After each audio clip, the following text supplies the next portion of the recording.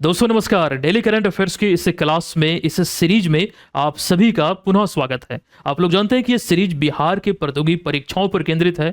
बिहार के प्रतियोगी परीक्षाओं को लेकर एक कंप्लीट जो कवरेज है करंट अफेयर्स का, वो यहां से आपको मिलता है। लेकिन दोस्तों, आज के इस क्लास में हम बिहार की बात करने वाले हैं, जो इन दिनों बिहार के कुछ न्यूज जो बहुत ज्यादा आप बोल सकते हैं ट्रेंडिंग में है, वो आपके एग्जाम में पूछे जा सकते हैं।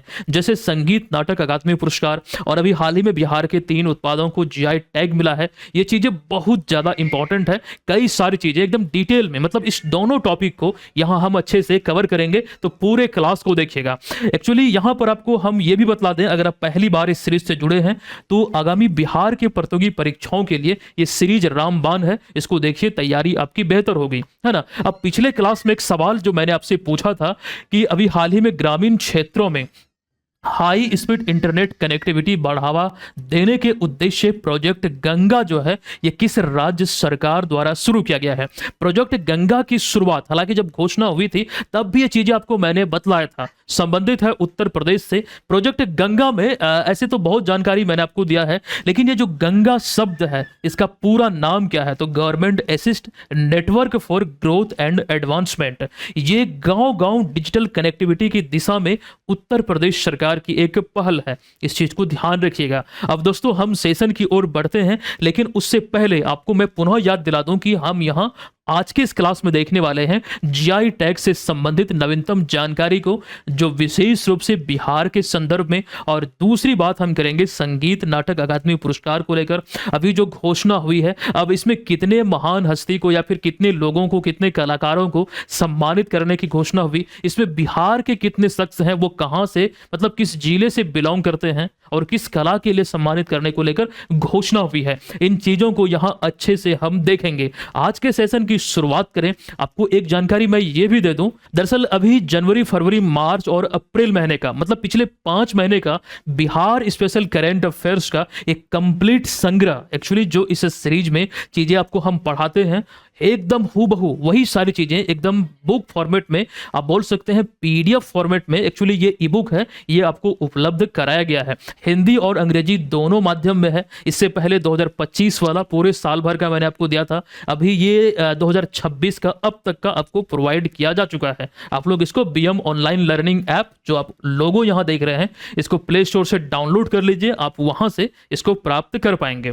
चलिए, अब देरी न करते हुए हम सेशन की ओर बढ़ते हैं। अब यहां हम बात करने वाले हैं पहले संगीत नाटक अकादमी पुरस्कार के बारे में। दरअसल अगर हम बात करें तो संस्कृति मंत्रालय के अधीन ये संगीत नाटक अकादमी भारत का एक स्वायत्त संस्था है, जो बेसिकली संगीत, नृत्य और नाट्य, इस कैटेगरी में पुरस्कारों का वितरण करती है, या फिर इससे जुड़ी हुई ये संस्था है। अब इस संस्था से जुड़ी हुई कुछ पॉइंट जो की हाईलाइट है, उसे देखिएगा। स्थापना 31 मई 1952 को हुई, और हालांकि उद्घाटन जो था औपचारिक रूप से 28 जनवरी 1953 को तत्कालीन राष्ट्रपति डॉक्टर राजेंद्र प्रसाद द्वारा किया गया। इसका मुख्यालय रविंद्र भवन नई दिल्ली में है, और यह संस्कृति मंत्रालय के अधीन आता है। ये अभी मैं आपको बतला रहा था। अब दोस्तों, इसमें जो पुरस्कार है, जो कैटेगरी है, वो चीजें जरा देखने का प्रयास कीजिए। 3 पुरस्कार, एक तो संगीत नाटक अकादमी पुरस्कार, दूसरा अकादमी फेलोशिप या फिर इसे अकादमी रत्न भी कहा जाता है, और तीसरा है उस्ताद बिस्मिल्लाह खां युवा पुरस्कार। और इस वाले कैटेगरी में, उस्ताद बिस्मिल्लाह खां युवा पुरस्कार में 40 वर्ष तक के ही युवा कलाकार को सम्मान दिया जाता है। एक नजर इसको देखिए कि यहां पर जो तीनों कैटेगरी है, कितना सम्मान कलाकारों को देने को लेकर घोषणा हुई है। तो अकादमी रत्न यानी कि फेलोशिप से कुल मिला के 7, और वहीं अगर बात करें संगीत नाटक अकादमी पुरस्कार की, तो वहां आपको 108 दिखेगा, और उस्ताद बिस्मिल्लाह खां युवा पुरस्कार में कुल 106। देखिए, यहां पर हमने लिखा भी है 40 वर्ष तक की आयु के कलाकार को, जो युवा कलाकार होते हैं, उनको सम्मानित इसके तहत किया जाता है। आइए, ये चीजें यहां ध्यान रखिएगा। यहां से अपने आप में प्रश्न अराइज हो सकता है, जैसे कि अकादमी रत्न पुरस्कार से कितने कलाकारों को सम्मानित करने को लेकर बात हुई, तो ऐसे में इस तरह के प्रश्न यहां अराइज होंगे। अब देखिए, ये सूची तो कुल मिलाकर अगर यहां आप देखेंगे ना, तो ये एक लंबी सूची हो जाती है। इसको आप लोग चाहें तो पढ़ सकते हैं, देख सकते हैं, लेकिन ये सूची अभी मैं आपको दिखलाने वाला नहीं हूं। अब मैं कोशिश करूंगा कि इसका पीडीएफ फाइल मैं आपको उपलब्ध करा दूं, या फिर जो इंपॉर्टेंट हस्ती है, जो बहुत ज्यादा चर्चित है, उनको लेकर के। लेकिन विशेष रूप से बिहार के संदर्भ में अगर हम ये देखते हैं कि कितने बिहारियों को इस बार ये सम्मान मिला है, तो ये बहुत मैटर करेगा एग्जाम को लेकर, विशेष रूप से बिहार के प्रतियोगी परीक्षाओं को लेकर। एक चीज सबसे पहले मैं आपको ये क्लियर कर दूं, जो पुरस्कार है अभी जो घोषणा हुई है वो वर्ष 2024 और 25 के लिए ना, ये चीज ध्यान रखिएगा। अब इसमें आपको देखने को मिलेगा तीनों कैटेगरी में से एक तो जो फेलोशिप को लेकर मैंने आपको बोला, इसमें बिहार के कोई भी कलाकार शामिल नहीं है। अन्य दो कैटेगरी जो यहां आपको दिखता है, एक तो संगीत नाटक अकादमी पुरस्कार, वहीं दूसरी ओर उस्ताद बिस्मिल्लाह खां युवा पुरस्कार।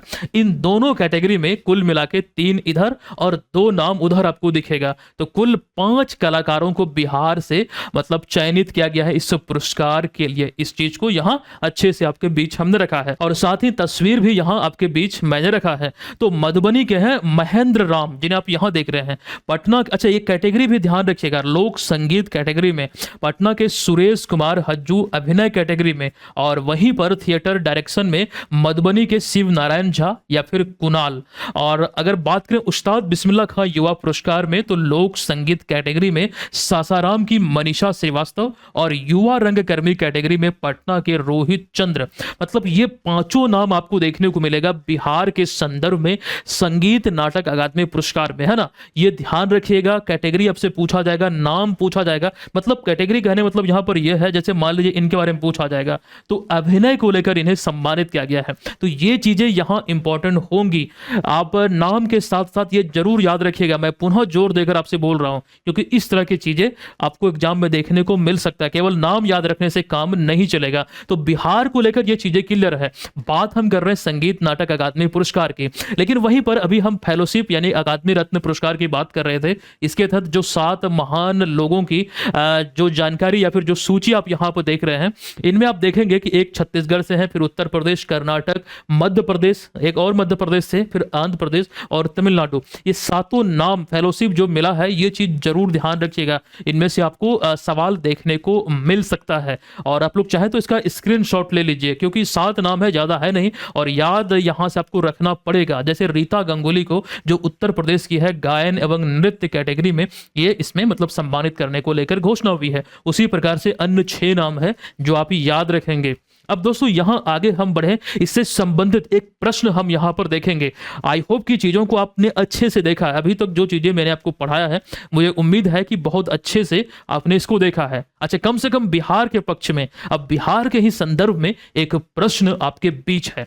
चलिए इस पर जरा गौर कीजिए। और मैंने आपको कई बार ऐसे बोला भी है कि कथन वाले सवाल एग्जाम में बनते हैं, और तैयार रहिए, एग्जाम में ऐसे सवाल आपको देखने को मिलेंगे। आजकल का तो यही ट्रेंड है। अभी संस्कृति मंत्रालय द्वारा घोषित संगीत नाटक अकादमी पुरस्कार 24-25 के संदर्भ में बिहार से चयनित कलाकारों के बारे में निम्नलिखित युग्मों पर विचार कीजिए कि कौन सा यहाँ सुमेलित है और सही सुमेलित है ना। यहां देखिए प्रश्न जो एक्चुअली कह रहा है। तो अब यहां पर कलाकार है एक तरफ, दूसरी तरफ है श्रेणी। तो यहां आप देखेंगे महेंद्र राम। अभी मैंने आपको ये तमाम चीजें जैसे सुरेश कुमार हज्जू, शिव नारायण झा और मनीषा श्रीवास्तव तथा रोहित चंद्र, ये चीजें अभी मैंने आपको पढ़ाया था। अब जब इसमें मिलान करेंगे ना, तो महेंद्र राम मधुबनी के हैं लोक संगीत कैटेगरी में, वहीं सुरेश कुमार हज्जू इन्हें अभिनय कैटेगरी में। अभी तो मैंने आपको बोला था और मैंने सर्कल भी किया था थोड़ी देर पहले। शिव नारायण झा ये भी मधुबनी है, मधुबनी के हैं थिएटर डायरेक्शन में, ये यहाँ मिलान सही है। और उसके बाद देखिएगा मनीषा श्रीवास्तव, यहां लिखा गया लोक नृत्य। लोक नृत्य में यहां मनीषा श्रीवास्तव का चयन नहीं हुआ है, इसको आपको ध्यान रखना है, लोक संगीत में हुआ है। जरा यहां नजर डालिएगा मनीषा श्रीवास्तव पे, लोक संगीत कैटेगरी में है ना, ये आपको यहां ध्यान रखना है। तो ये वाला जो कथन है, मतलब जो मिलान है 4 नंबर वाला, ये औसत है। और वहीं रोहित चंद्र जो पटना के हैं युवा रंगकर्मी। अच्छा, इसमें रोहित चंद्र और मनीषा श्रीवास्तव को उस्ताद बिस्मिल्लाह खां युवा पुरस्कार से सम्मानित किया गया है ना। ये चीजें अभी मैं आपको बतला रहा था। फिलहाल ये वाला जो मिलान है ये सत्य है। तो 1, 2, 3 और 5 ये मिलान यहां सत्य है। कौन से विकल्प में है? विकल्प नंबर 1, 2, 3 और 5 विकल्प नंबर सी में है। तो मुझे उम्मीद है कि आपने इस प्रश्न को सही सही हल किया होगा। अब दोस्तों इतना ही नहीं, ये तो हमने बात किया संगीत नाटक अकादमी पुरस्कार को लेकर, लेकिन इससे कुछ समय पहले मैंने आपको जानकारी दिया था साहित्य अकादमी पुरस्कार 2025 को लेकर, जो 26 मार्च 2026 को इसी वर्ष इसकी घोषणा हुई है, कुछ दिन पहले ही। अब ये उससे भी कहीं ज़्यादा इंपॉर्टेंट है, संगीत नाटक अकादमी पुरस्कार से ज़्यादा इंपॉर्टेंट है साहित्य अकादमी पुरस्कार। एक नज़र इस पर डालिएगा, यहाँ आपको देखने को मिलता है कि इस वर्ष कुल 24 कृतियों को, यानी कि मतलब 24 भाषा में, मतलब 24 भाषा की रचना को ये सम्मानित करने को लेकर घोषणा हुई। और कौन कौन क्या है, मतलब 8 काव्य है, 4 उपन्यास है, 6 कहानी संग्रह है, 2 निबंध है और 1 साहित्यिक आलोचना है, 1 आत्मकथा और 2 स्मरण है। कुल 24 रचना को ये सम्मानित करने की घोषणा हुई है। अब ये विजेता सूची जब इसमें आप नजर डालेंगे साहित्य अकादमी पुरस्कार में, जो इम्पोर्टेंट जानकारी मुझे लगा है, विशेष रूप से जो प्रमुख भाषाएं हैं हिंदी, अंग्रेजी, मैथिली, उड़िया, उर्दू, संस्कृत और संथाली, तो इसमें आपको यहाँ आपके बीच हमने रखा है। जैसे मैथिली को आप देखिए, महेंद्र जो कि धात्रीपात संगम एक स्मरण है इनकी रचना, जो कि यहाँ पर तस्वीर में भी आप देख रहे हैं। अच्छा, इसको लेकर हम डिटेल में चर्चा आपके बीच किए थे। एक यहाँ रिवीजन स्वरूप आपके बीच ये हमने संगीत नहीं बल्कि साहित्य अकादमी पुरस्कार 2025 को लेकर यहाँ रखा है, क्योंकि इसी वर्ष का एक करंट अफेयर्स है, आपसे एग्जाम में पूछा जा सकता है। अब यहाँ पर जरा देखने का प्रयास कीजिएगा, साहित्य अकादमी पुरस्कार में जो साहित्य अकादमी पुरस्कार दिया जाता है उसमें तो ये आपने देखा, लेकिन इसमें दोस्तों 1-2 कैटेगरी और है। जैसे कि अब जरा यहां पर ये देखिएगा, इसी के तहत 2 अन्य कैटेगरी में, एक तो आपको ध्यान रखना है युवा पुरस्कार और बाल साहित्य पुरस्कार को लेकर घोषणा हुई थी। ये घोषणा थोड़े दिन पहले हुई थी, कब, तो 18 जून 2025 को हुई थी, वर्ष 2025 के लिए। ये दोनों कैटेगरी में युवा पुरस्कार और बाल साहित्य पुरस्कार, तो इसमें नेहा मनी झा मैथिली में, और इन्हें किस रचना के लिए, तो बनारस आहम के लिए ये पुरस्कार यानी कि युवा पुरस्कार के लिए इनका चुनाव हुआ था। मतलब इन्हें आप यहां पर देख भी रहे हैं। फिर वहीं पर धीरज कुमार पांडे का चयन हुआ था युवा पुरस्कार के लिए, है ना। यहां उनकी रचना के बारे में परिभाषिक शब्दावरस्यम, मतलब ये संस्कृत का एक टर्म है, युवा पुरस्कार के लिए इनका चयन हुआ। वहीं पर मुन्नी कामत जो मैथिली भाषा में, इनकी रचना चुक्का के लिए जो एक बाल कथा संग्रह है, ये बाल पुरस्कार के लिए, बाल साहित्य पुरस्कार के लिए इनका चयन हुआ था। तो ये इंपॉर्टेंट फैक्ट्स में अब आपको ध्यान में रखना पड़ेगा। और बाल साहित्य पुरस्कार में विजेताओं की सूची जो प्रमुख भाषाएं हैं वो आप यहाँ पर ध्यान रख सकते हैं। और वहीं दूसरी ओर युवा साहित्य पुरस्कार को लेकर भी 2025 वाले को लेकर यहां आपके बीच हमने रखा था। इतना क्लियर है, ज्यादा समय न लेंगे। अब हम चलते हैं दूसरे टॉपिक पर। जो दूसरा हमारा टॉपिक है जीआई टैग, जो इंपॉर्टेंट है, आप जरा इसको देखिएगा। अभी इसलिए खबरों में है क्योंकि बिहार के 3 उत्पाद, जो कि 52 बुटीक साड़ी और पत्थर कट्टी स्टोन क्राफ्ट और फिर पीडिया पेंटिंग, तो इन तीनों को लेकर यहां आपके बीच हम तथ्यों को रखेंगे। और इसके साथ ही बिहार में जीआई टैग उत्पादों की जो संख्या है वो बढ़कर हो गई 16, है ना। अब जीआई टैग के बारे में कुछ चीजें पहले ये समझ लीजिए कि जीआई टैग रजिस्ट्री का जो मुख्यालय है वो कहां पर है, तो तमिलनाडु के चेन्नई में है। मतलब वहीं पर, मतलब ये इसका हेडक्वार्टर है, वहीं पर ये प्रदान किया जाता है। और किसी भी वस्तु या फिर उत्पाद को जो जीआई टैग मिलता है वो 10 वर्ष की अवधि के लिए मिलता है, उसके बाद से उसका रजिस्ट्रेशन करना फिर से अनिवार्य होता है। दूसरी बात यहां पर यह है कि जीआई टैग मिलना एक अपने आप में बड़ी उपलब्धि है। किसी भी वस्तु या फिर उत्पाद की बात करें तो इंटरनेशनल मार्केटिंग उसकी आसान होती है। मतलब जिस भी भौगोलिक क्षेत्र से वो संबंधित होते हैं वहां एक अलग पहचान मिलती है, एक नजरिए से, मतलब जो देखने का तरीका है वो एक ब्रांड के रूप में होती है। मूल्य वृद्धि होता है, संबंधित लोगों की, चाहे वो किसान हो, कारीगर हो, उनकी आय में वृद्धि होती है ना। मतलब वो ये चीजें एक अच्छे तरीके से, मतलब बोल सकते हैं किसी भी खास करके प्रोडक्ट के लिए वो बेहतर ही होता है। और एक इंपॉर्टेंट जानकारी, भारत सरकार ने वर्ष 2030 तक 10,000 भौगोलिक उत्पाद यानी कि जीआई टैग प्रदान करने का लक्ष्य निर्धारित किया है। और ये लक्ष्य आपको ध्यान रखना है, एग्जाम में पूछे जा सकते हैं। कोई भी लक्ष्य होता है वो इंपॉर्टेंट होता है। चलिए इतनी बातें ध्यान रखिए। आइए अब यहां पर हम उन्हीं चीजों को लेकर जानकारी देंगे आपको, लेकिन उससे पहले जरा एक नजर इसमें डालिएगा। और यहां एक थोड़ा सा कंफ्यूजिंग टर्म भी है, अब वो क्या है वो चीजें भी आपको हम बतलाएंगे। अभी तक आपने जाना कि बिहार के उत्पादों में सुजनी कढ़ाई, सिक्की, ग्रास शिल्प और मधुबनी पेंटिंग, अल्पिक या फिर खटवा कढ़ाई कार्य, भागलपुरी सिल्क या फिर रेशम, सिलाव का खाजा, शाही लीची, मगही पान, कतरनी चावल, जर्दालू आम, मंजूसा कला, मिथिला मखाना, मरचा चावल, इतने उत्पादों को जीआई टैग मिला। अब जो कंफ्यूजन का आधार है वो है ये 14 नंबर वाला पत्थर कट्टी मूर्ति कला, जो लगभग 300 वर्ष पुरानी एक कला है, गया से संबंधित है, गया के आसपास वाले क्षेत्रों से। जनवरी 2025 में ही इसे जीआई टैग मिला है, लेकिन अभी कई जगहों पर खास करके बहुत सारे, मैं नाम तो नहीं लूंगा लेकिन बहुत जगह आप देखे होंगे, इनके बारे में भी कहा जा रहा है कि पत्थर कट्टी मूर्ति कला को रिसेंटली जीआई टैग मिला है। लेकिन सच्चाई यह है कि वर्तमान में जो जीआई टैग मिला है वो अभी मतलब रिसेंटली जो जीआई टैग मिला है वो बामन बुटीक साड़ी एवं फैब्रिक और इसके अतिरिक्त ये वाला जो पीडिया पेंटिंग है इसे मिला है। लेकिन यहाँ अगर हम पत्थर कट्टी स्टोन क्राफ्ट की बात करें तो इसे जो मिला है जीआई टैग वो जनवरी 2025 में ही मिला था। ये चीज़ ध्यान रखिएगा।